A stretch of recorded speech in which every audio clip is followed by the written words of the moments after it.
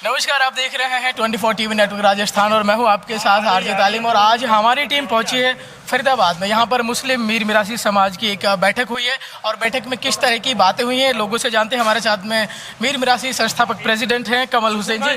Sir, क्या किस तरह की मीटिंग इस बार रही है? सुकून। पहले तो मैं आपका फरीदाबाद आने पे टीवी 24 टीवी का को धन्यवाद देता हूँ कि आप इतनी दूर से चल के हमारे समाज के लिए आए। आपका बहुत बहुत शुक्रिया। ये जो आज की हमारी मीटिंग है वो हमें अपने समाज को किस तरह से आगे ले जाना है उसके मंथन के लिए हमने मीटिंग रखी है, क्योंकि हमारा समाज एजुकेशन में बहुत पिछड़ा हुआ है। हम अपने बच्चों को कैसे पढ़ाएं और अपनी बच्चियों को ज़्यादा से ज़्यादा पढ़ाएं, उसके लिए आज हम पूरे हिंदुस्तान से पूरा मिरासी समाज, मैं कहूँ तो लगभग 8-9 स्टेट से लोग यहाँ आए हुए हैं और वो सिर्फ इसी चीज़ के मंथन के लिए आए हुए हैं कि हम अपने बच्चों को एजुकेशन में आगे कैसे लाएं। जिस तरह और समाज के बच्चे भी आगे बढ़ रहे हैं पढ़कर, इसी तरह हम भी अपने बच्चों को आगे लेकर जाएं शिक्षा के माध्यम से। मुस्लिम मीर मिरासी संस्था किस तरह से काम कर रही है शिक्षा को लेकर? मुस्लिम मीर मिरासी संस्था शिक्षा को लेकर हम लोगों को जागरूक कर रहे हैं, गांव-गांव जाकर जागरूक कर रहे हैं। हम डिस्ट्रिक्ट लेवल पर लोगों को इकट्ठा करके जागरूक कर रहे हैं। अभी जैसे हमने कुछ दिन पहले ही नूह के अंदर एक कोचिंग का प्रोग्राम करा था, आयोजन किया था कि जिसमें हमने 1 महीने बच्चों के लिए इंग्लिश की कोचिंग दिलाने का प्रयास किया था। तो इसी तरह हम धीरे धीरे अपने समाज के बच्चों को जगह जगह इकट्ठा कर कर और उनके लिए प्रोग्राम ऑर्गेनाइज कर रहे हैं। हम उनको मोटिवेट कर रहे हैं, उनकी फैमिलियों को, उनके पेरेंट्स को, कि आप अपने बच्चों को पढ़ाइए। आप अच्छे कपड़े ना पहने, खाना कम खा लें, 1 रोटी की जगह आधी खा लें, लेकिन अपने बच्चे को ज़रूर पढ़ाएं। कुछ लोग ऐसे हैं हमारे समाज में कि वो जो पढ़ाई का खर्चा अफोर्ड नहीं कर पा रहे, तो मुस्लिम मीर मिरासी जो संस्था है, क्या उस जो बच्चे हैं उनकी किसी तरह से मदद कर रही है?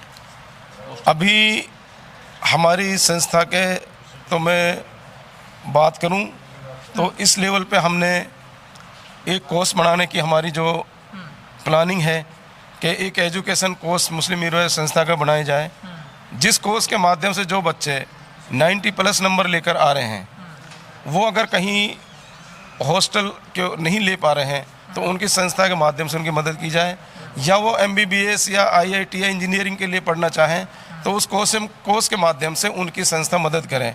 और सरकार से भी हम इसके लिए मांग कर रहे हैं, जैसे कि हमारे यहाँ राजस्थान प्रदेश से हमारे SDM साहब श्री वेद प्रकाश जी, हाजी रहीम सिप्पा साहब, बरकत नांदा जी, बरकत दमामी जी और हमारे और बहुत जिम्मेदार साथी यहाँ आए हुए हैं।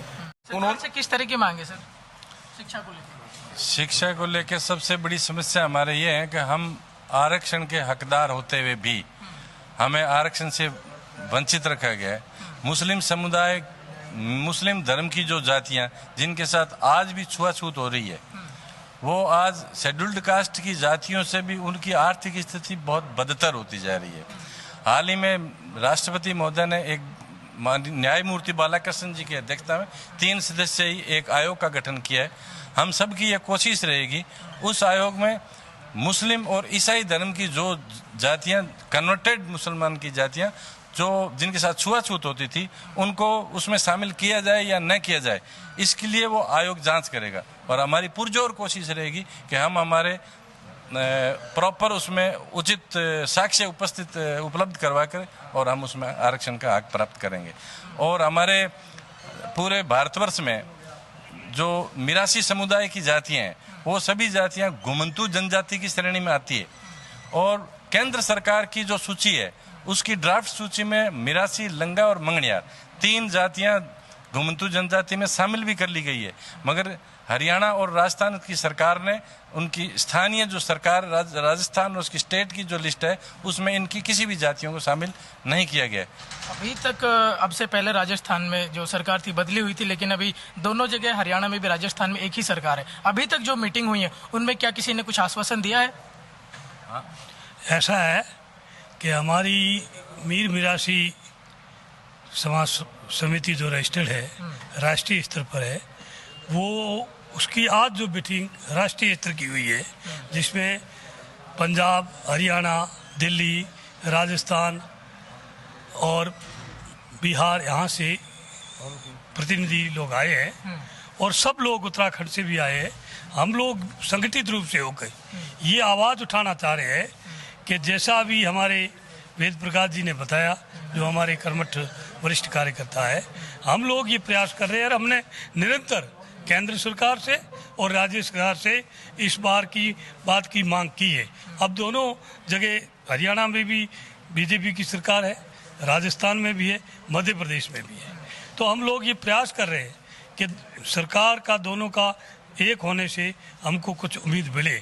क्या कुछ अभी तक कुछ आश्वासन मिला सरकार की ऐसा तरफ है, से? अभी सरकारें अभी बनी हैं, अभी जो सरकारें बनी हैं, मोदी का जो तीसरा कार्यकाल है, इसमें अभी तक हम प्रयास कर रहे हैं, अभी तक हमें कोई नहीं मिली है। हमारी मांग जो अभी हमारे वेद प्रकाश जी ने बताया कि पहली मांग तो ये है कि हमारा जो हमें ओबीसी में ले रखा है पूरे देश के अंदर, 82 को अदर बैकवर्ड क्लास में सम्मिलित किया गया है।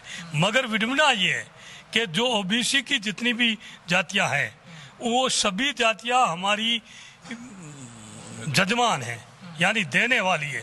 हम लोग उनके घरों में जाते हैं, गाना बजाना करते और उनसे हम लेते।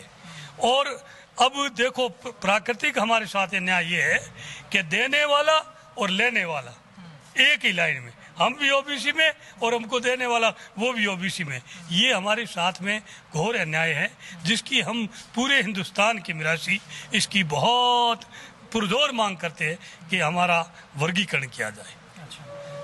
हम तो जैसे राजस्थान के अंदर एमबीसी बनाया, मोस्ट बैकवर्ड क्लास, तो उसमें गुजर, रबारी और रायका ले लिया, जबकि ये भी हमारे यजमान है। हम इनके यहाँ भी जाते हैं, मगर उनके पास ताकत थी, संगठन था, संख्या बल थी और उन्होंने ले लिया। हम लोग संख्या बल तो है मगर हमारे पास में अशिक्षा है, हमारा संगठन मजबूत नहीं है। इसके लिए हम प्रयास कर रहे हैं।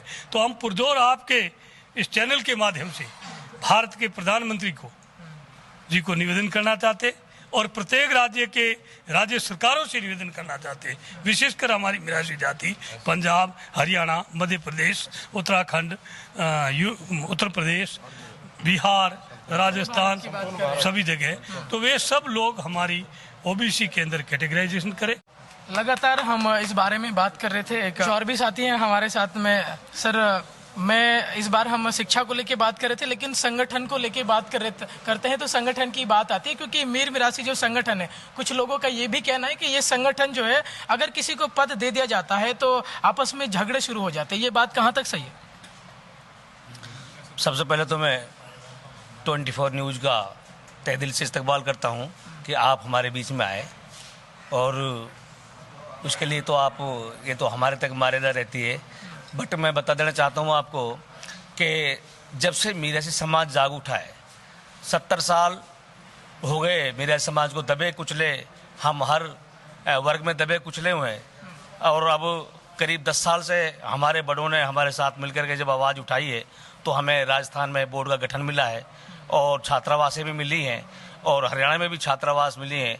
और अब जो कमेटी पहले सच्चर कमेटी थी, अब जो दूसरी कमेटी का गठन जो हुआ है, उसके अनुसार हमें घुमंतु जातियों में भी हमारे कमेटियों ने मतलब उनको लिख करके दिया है कि हमें घुमंतु जातियों में ले जाए। ऐसा हमें विश्वास है, शायद हम पूरे भारत भर में घुमंतु जातियों में अगर हम मिल गए तो हमें गरीबी रेखा से नीचे जो व्यापन कर रहे हैं हम, उसकी सारी सुविधाओं का हमें लाभ मिलेगा। आगे की क्या प्लानिंग रहने वाली है?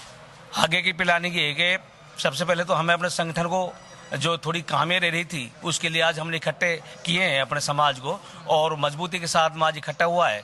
आगे की जो हमारी प्लानिंग है कि सरकार की जो गरीबी रेखा में जो जितने भी लाभान्वित और जातियां हैं, जैसे हिंदू समाज में डूम जातियां, ऐसी समाज में जो सम्मिलित हैं, ऐसी मुस्लिम वर्ग की जो जातियां गरीबी रेखा से नीचे जीवन यापन कर रही हैं, उनको भी उसी के अनुसार रिजर्वेशन कोटा मिले और हमारे समाज को उसका फ़ायदा पहुँचे। चलिए, बहुत बहुत धन्यवाद बात करने के लिए। लगातार हम बने इस खबर पे देखते रहिए 24 टीवी नेटवर्क राजस्थान। आरजे तालीम के साथ, कैमरा पर्सन आसिफ खान के साथ।